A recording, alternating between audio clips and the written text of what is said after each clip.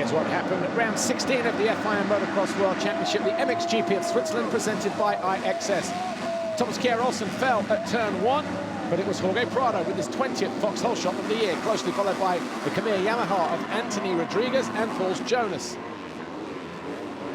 Hunter Lawrence made a move on Michele Chervelin to move into 5th place for Honda 114 Motorsports as Calvin Vallanderen went out of 7th for Team HRC.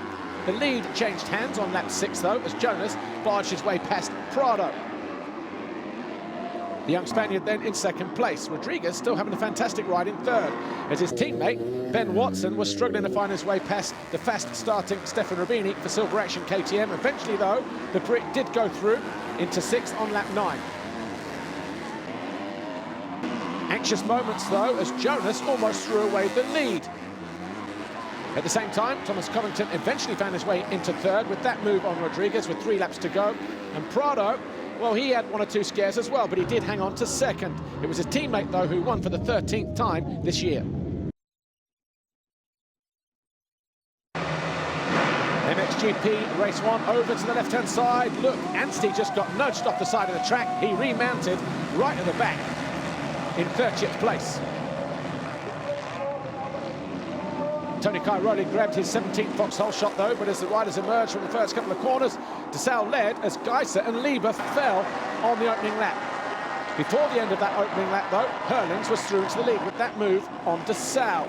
Tony Cairoli took 5 laps to find his way past Romain Febvre to move into 3rd, and a couple of laps later, the Italian fell. He stalled the engine on takeoff. He crashed out into 7th. He eventually came home in 8th place.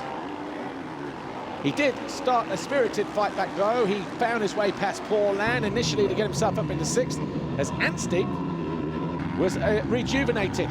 Made a move on Tommy Searle to move into 9th, and then Bobryshev, his teammate, went by Cairoli, and so too did Anstey, as these two Husqvarnas then battled for 6th place. Eventually, it was Anstey who got the better of his teammate with an inside move with 4 laps to go, as Herlings, though, took win number 24 from Desalle and Febvre.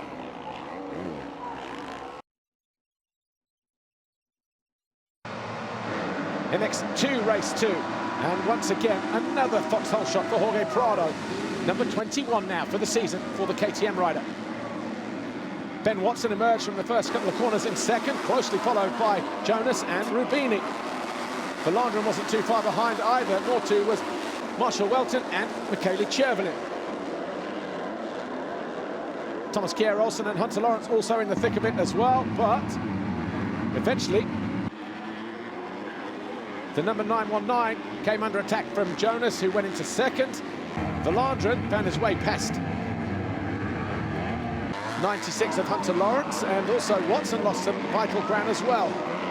Didn't get a great start, the number 64, Thomas Covington, but he muscled his way through the field, just like 96, Hunter Lawrence, with this pass on Vallanderen to get himself into 3rd, just before the midpoint.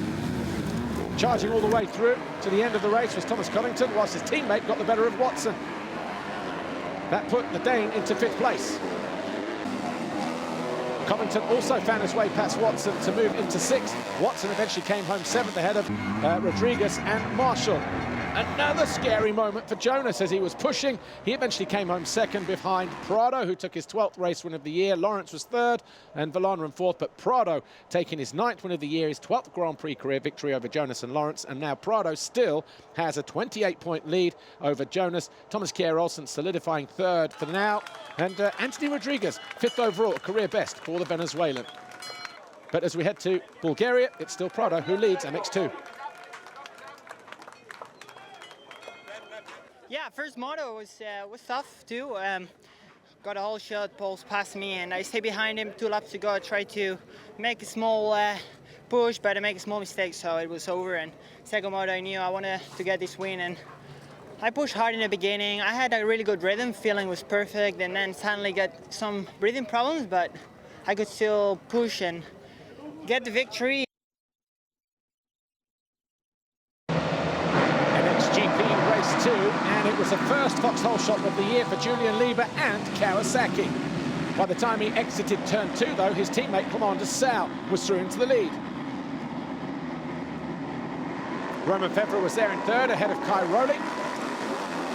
Herlings was about 6th place, but eager to get to the front. Romain Febvre almost fell from third on the opening lap though. And wasting no time at all, Jeffrey Herlings quick to get towards fourth place. Lieber made a mistake and that caused all kinds of problems. Monticelli went down and Paulin went down with him. Those two would have to fight back through the field. At the end of the first lap though, Herlings was quickly into second with that move on Febvre. Then Lieber fell, big crash over the bars from sixth. He would eventually come home in 14th. Desalle led, but his time at the front was numbered. But not before a three-way battle for the lead ensued that also involved Romain Febvre on the Yamaha in blue. Eventually though, Herlings seized the opportunity, took it with both hands on lap 6, and that move was for the lead. Half a lap or so later, and it was Romain Febvre who moved into second, pushing the Belgian back to third. Cairoli was circulating in 6th, that's where he would finish. And in the closing stages, Desalle got nudged out of the way as an impatient Tim Geiser muscled his way into third for HRC. Herlings, though, was victorious for the 25th time this year. Romain Febvre second, Geiser, Desalle, Anstey rounding out the top 5. And for Jeffrey Herlings, a 13th victory of the year in terms of Grand Prix. Another 1-1, win number 80 in the books now for the Bullet. Febvre was second overall with a third and a second, and Desalle third with a second and a fourth. And Herlings now 58 points of Cairoli as we head to round 17. Desalle third, Febvre now fourth.